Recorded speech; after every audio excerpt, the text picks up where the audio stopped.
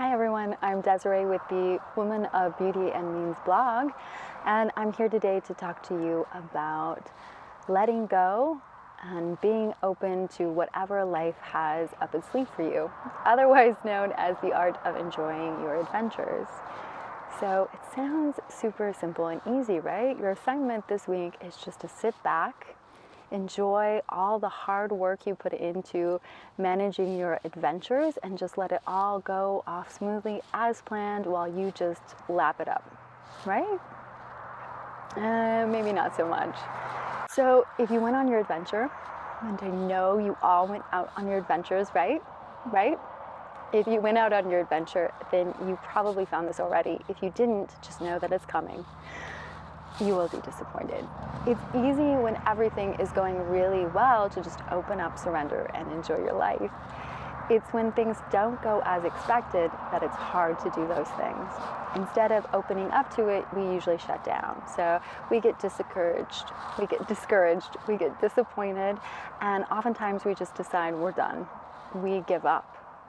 How do we not do that? How do we stay enjoying whatever life is offering us? First, you have to realize that this is a process. Nobody ever gets what they want exactly the way they want it on the first try. In fact, we usually just get within the range, but not even that close. That's just how it goes. And the next step is to detach from your expectation of how you need it to turn out so that you can be happy. So a lot of times people think, I want you to detach because you can't get it or it's not coming to you, and that's not the case at all. I very much believe you can have exactly what you want, and so I want you to know that you can have it. It is coming to you. The reason I want you to detach from it is because you will have a lot more fun if you don't need it to happen to enjoy your life or be happy. So know that it's on its way to you. You just don't get to control the timing. You don't get to control the when and where. Life has a say in that. And the more you contract and control and you need it to happen, the more you tighten around it, actually the farther away you're sending it from yourselves. So think about it. Do you have a girlfriend or someone in your life who is really controlling and perfectionistic? And they can only be happy if one tiny, specific, very narrow outcome happens. So you take them to the club and the bar with all your girlfriends, you're just trying to have a good time. They cannot be happy unless the hottest guy at the bar hits on them. So even if 10 guys hit on them, it's still not enough if the hottest one didn't. Even if the second hottest guy hits on them, they're still not happy because the hottest guy didn't hit on them. Or maybe you have a friend who absolutely must get to 115 pounds or she can't be happy with her life.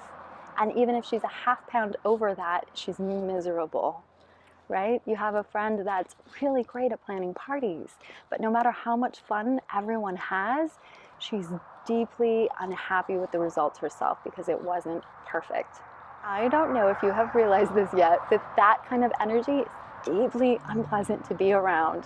Those people do not stay your friends for very long, and the same thing is true for life. It does not like to be around someone that is constricting and being really tight around a desire. It wants to find people that are playful, fun, joyful, just like life is, right? And so it looks for people who are open to being pleased by whatever shows up.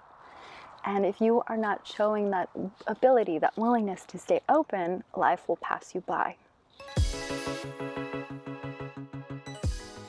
So let's say you plan a picnic and the worst happens, right? In the middle of the picnic, the sprinkler system at the park turns on and it soaks you and your friend. Or there's a torrential rainstorm out of nowhere on your date picnic. Or let's say an unruly dog runs through the middle of the picnic, muddy paw prints all over your beautiful picnic blanket. It's ruined. The dog stole the sandwiches. It spilled lemonade, sticky lemonade all over you. It would be really tempting to shut down right there, right? And say, this didn't work. It's a failure. Life didn't show up for me. The magic didn't happen. It would be really, really tempting to pout. And I would understand if you did. But if you do, it's game over. You're done. You don't have any more choices. There's no options. The story has already been written. The ending is already done, and you're just out of the game. What if you could stay open to whatever was happening and learn to just play with it? You would still be in the game. You would have choices and options and the ability, the possibility that you could still write a better ending. So you and your friend, if you don't get in a huff, if you don't get upset over the sprinklers coming on, maybe you both pick up all the picnic stuff and you make a mad dash for the car and you're soaking wet.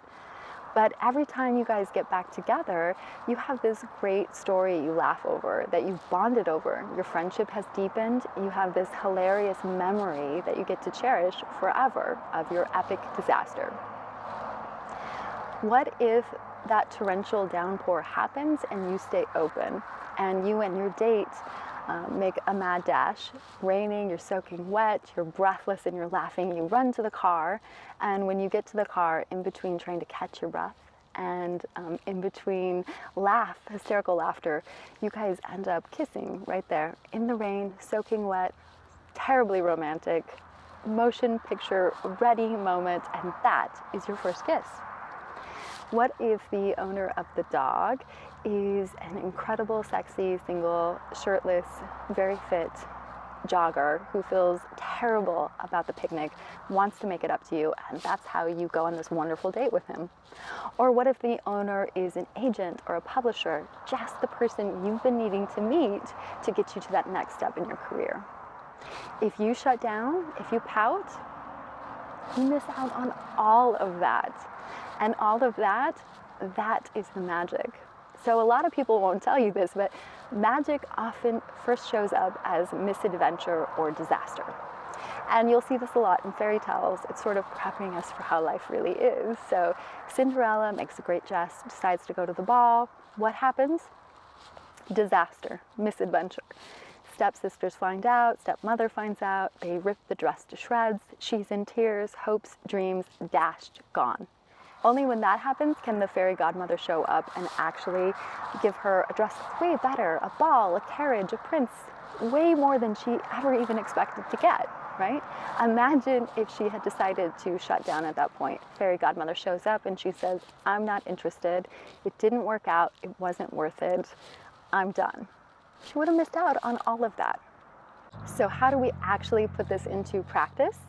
Your assignment this week is just to spend 10 minutes before you go out on your next adventure, before you go out on a date or do anything important, and just reconnect with yourself, right? And ask yourself, is there anything you need to happen to be happy? And if there is, just admit it. Admit that you are attached. Sometimes just by admitting this to ourselves, we can give ourselves enough wiggle room to get over it. Sometimes by owning that and knowing that you're likely to be disappointed because that may not happen is enough to give you a sense of humor about it and get yourself through it. The second thing is to know that, like I said before, what you want is on its way, but you don't get to control the timing. You don't get to decide the when and the where. Your job is just to relax and enjoy whatever shows up, and that will make it happen faster, right? And the third thing is to know that sometimes you will not be able to loosen up the attachment. Sometimes it's really hard to drop it. And the key there is just to be really gentle with yourselves. Let yourself off the hook. Don't give yourself a hard time about it. Just be okay with that, right? It's all just a practice. And next time you show up, it will get easier and easier, and eventually you'll get through it. So that wraps up our final step 4 for the How to Seduce Your Life series. I hope that these series have helped you, and I hope that this has inspired you. Otherwise, I'll see you next week. Bye, guys.